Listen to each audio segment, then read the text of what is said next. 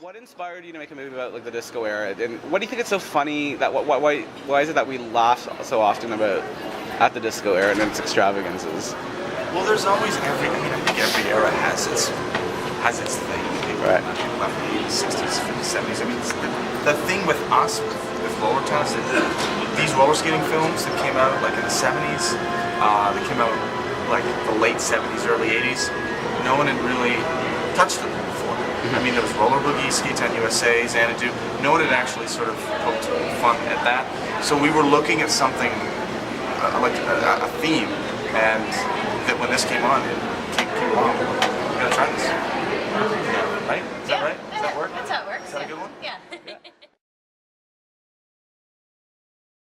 How was the casting process? I mean, for Kayla, I know you guys like Picnic Face. You guys are, you're an ensemble, you're a troupe, so you're accustomed to a way of working together. But for you to cast Kayla, for you to be the new girl jumping into it, how was that? It must have been like an extreme amount of pressure.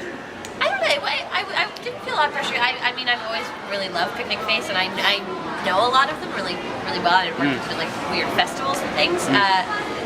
It was more exciting because I knew I was coming into an environment where they really appreciate what I could bring, and it was going to be like a very like a lot of communication, and they would appreciate what I was going to bring to the table.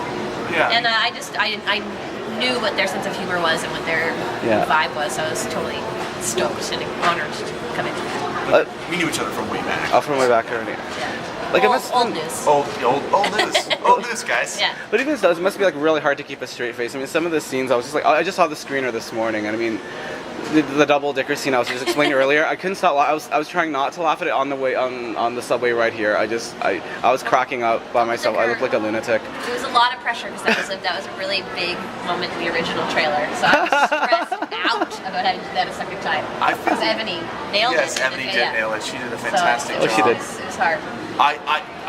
You know, it's funny, in that trailer, when we shot the original trailer, I was, myself, Scott Roman, and Mark Little wrote the movie and the trailer. Yeah. That was I think it was a Scott idea, the double dicker, Scott or Mark, because I was kind of like on the fence. I'm like, I don't know if that's going to work. And then he's like, please just get him to try it. So we got the actor who was doing it to try. He's like, can you just do this double dicker thing for me?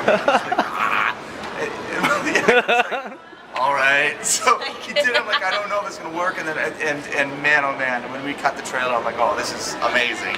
It totally works. So we have to put it in the film. That joke made it all the way through. Yeah, I know. Yeah. I'm very glad. I'm glad I was convinced. What were the greatest challenges of making this film? I mean, obviously budgetary. A Canadian film, that's always a #1 challenge. But what were your greatest challenges making this? Well, yeah, I mean, honestly, the time. Like, really, when we were shooting our sketches, we had all the time in the world. We could just, it was our time.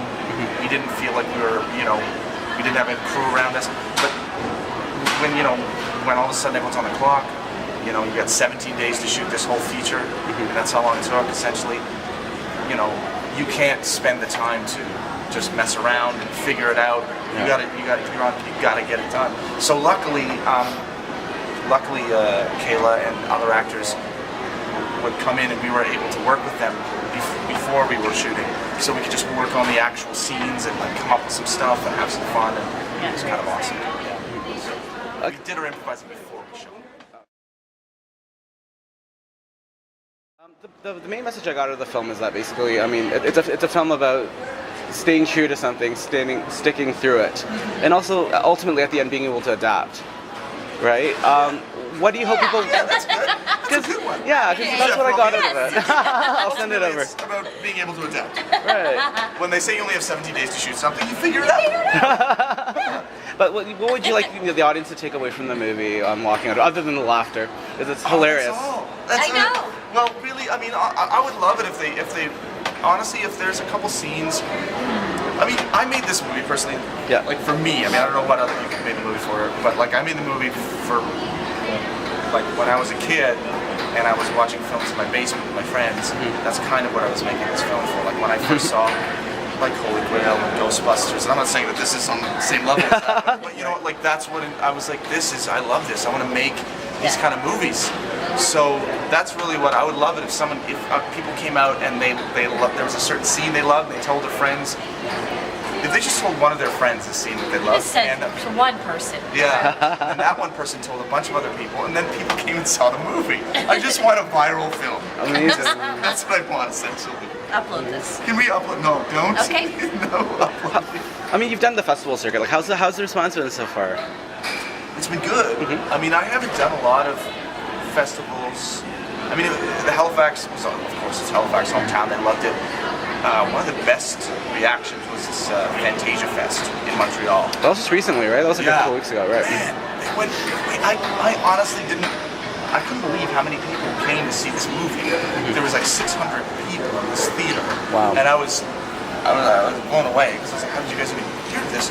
And the reaction was just amazing. It was just awesome to sit in a theater and see every sort of joke hit. Get it? They just cheer. It was really fun.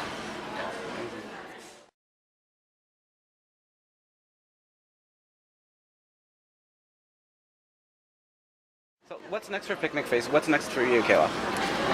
What was this for me? Probably, I don't know, regular things. Doing lots of live shows, working, doing things for no money. Waiting for people to get success and pull me along. I don't know. Yeah. I'm waiting for some coattails to jump. I'm just looking for some coattails right now. Trying to make myself seem valuable while not doing anything. Oh, That's brilliant. You did amazing. I laughed so hard. You were awesome. Yeah. I mean, this is what's nice working on this scale is that everyone is just working on their own projects and trying to develop their own work, and everyone's like an artist. Everyone's trying to do their next project that feels real and good for them and just boosting them creatively. So